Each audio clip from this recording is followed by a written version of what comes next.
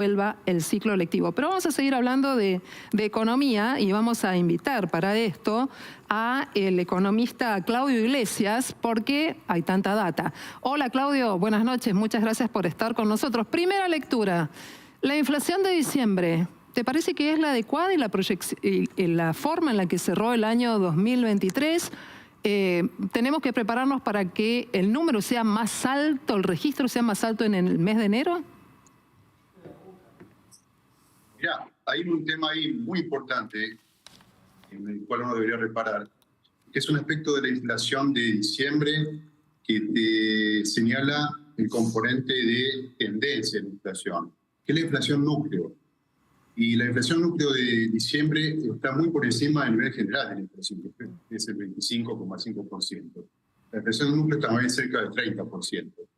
Fíjate que la inflación núcleo es la parte de la inflación que no depende ni de los precios regulados por el gobierno, ni depende de los precios de los bienes estacionales. Es decir, es la parte de la inflación que más preocupa a los que diseñan la política monetaria y la política económica en todos los países del mundo.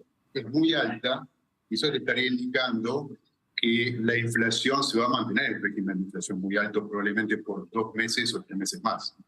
¿Por eso vos considerás, Claudio, que la inflación de enero puede ser incluso más alta que la de diciembre? Yo no sé si puede ser más alta, ahora te voy a hacer un comentario al respecto, pero sería sorprendente que fuera mucho más baja. O sea, no creo que la inflación de enero vaya a ser muchísimo más alta que la de diciembre, que fue extraordinariamente alta, para decirlo muy rápidamente, pero sería raro que la inflación de enero fuera sustantivamente más baja. Fíjate, por ejemplo, que otra de las aperturas de la tasa de inflación de diciembre es la que divide el componente de bienes y el componente de servicios. Bueno, la inflación de servicios fue relativamente baja para la media, que fue 25,5%, y la inflación de bienes fue del 29, casi 30%.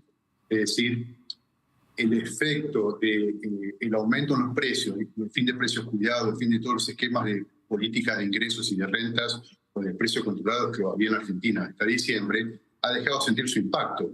Sin embargo, todavía en ese índice de inflación no estás viendo el aumento asociado a los cambios en la regulación de las tarifas de servicios públicos, algo que vamos a ver ahora probablemente en enero. Con lo cual es probable que durante enero el componente de servicios, bueno, empiece a jugar su papel en la inflación del mes, y todavía estamos por ver si hay algún reacomodamiento adicional de los precios de los bienes, que muy probablemente sea el caso.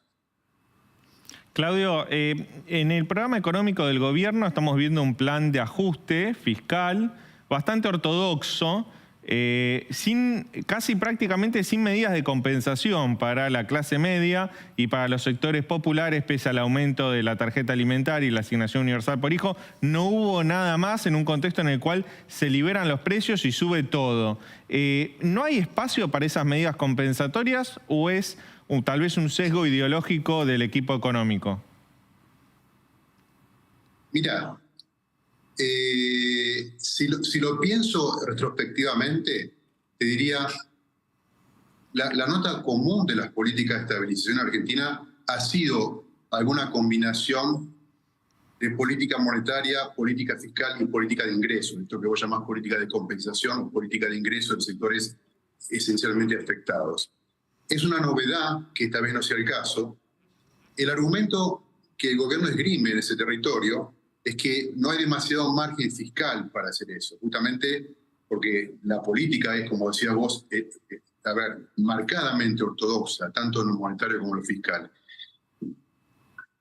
Yo te diría, si el gobierno logra anclar las expectativas de los agentes de manera tal que el ciclo de aceleración de la inflación y desaceleración se mida en un esquema de trimestres o de meses y trimestres, bueno, ellos podrán argumentar que la medicina justificó el precio, digamos, ¿no? del sufrimiento. Ahora bien, es raro que en las economías con una fuerte inercia del nivel de precios, vos logres que esos procesos de convergencia de los niveles de precios sean tan rápido, y en ese caso, bueno, ahí se va a jugar un poco la gobernabilidad del modelo y del liderazgo de este gobierno, porque si los dolores del ajuste se cuentan más que en meses y trimestres, en semestres o en años, bueno, va a ser difícil que la sociedad pueda tolerar tamaño ajuste macroeconómico si no es acompañado con política de ingresos. Claudio. Bueno, eso desde el punto de vista de lo que conocemos. Desde el punto de vista de lo que no conocemos, digamos, no conocemos en Argentina políticas de estabilización macroeconómica, de reducción de la inflación exitosas. No conocemos muchas exitosas. La única que conocimos fue el programa de convertibilidad de los años 90. Bueno, tampoco tenía una política de ingresos. Sí, lo que había en ese momento fue una conjunción de factores y de un poco de suerte, digámoslo, que hicieron que el tándem Menem-Cavallo pudiera, bueno, legitimar esas políticas que en su momento, quiero recordarles, porque era parte de nuestras conversaciones con los profesores de macroeconomía de aquella época, no tenían el visto bueno de la mayoría de la academia. La mayoría de los profesores de economía en los años 90 no estaban muy de acuerdo con el modelo de la convertibilidad. Dicho esto, en un contexto global y nacional mucho más favorable que este que vivimos hoy, donde la mitad del país vive bajo la línea de pobreza y con todas las circunstancias que ustedes conocen. Claudio, hay un punto clave que vos mencionaste, que es la gobernabilidad, y por el otro lado lo que se llama, que es un hermoso título, dolores de ajuste, en realidad recae sobre personas, ¿no? Con lo cual tal vez deberían todos a llamarnos a mirar un poco más en qué tipo de decisiones se pueden tomar para evitar justamente que el proceso de gobernabilidad esté garantizado y que esos dolores tengan por lo menos un medicamento, algún tipo de paliativo, hasta tanto se generen empleos. Pero bueno, vamos a seguir hablando de toda esta cuestión porque queda pendiente todo el tema de recesión, nivel de empleo, paritarias, el próximo viaje a Davos. La verdad que es mucho. ¿Lo dejamos para la próxima? Agregarte algo nada más.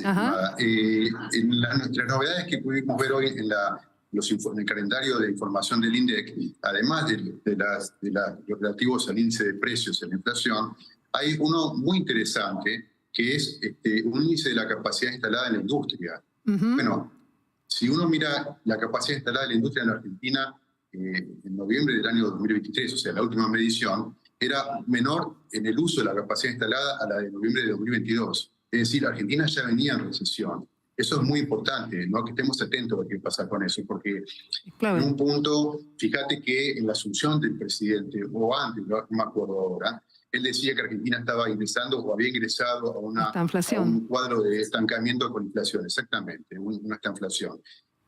Algo que fue confundido por muchos como si fuera una anunciación del orden de lo deseable. Y él estaba describiendo algo que efectivamente está pasando.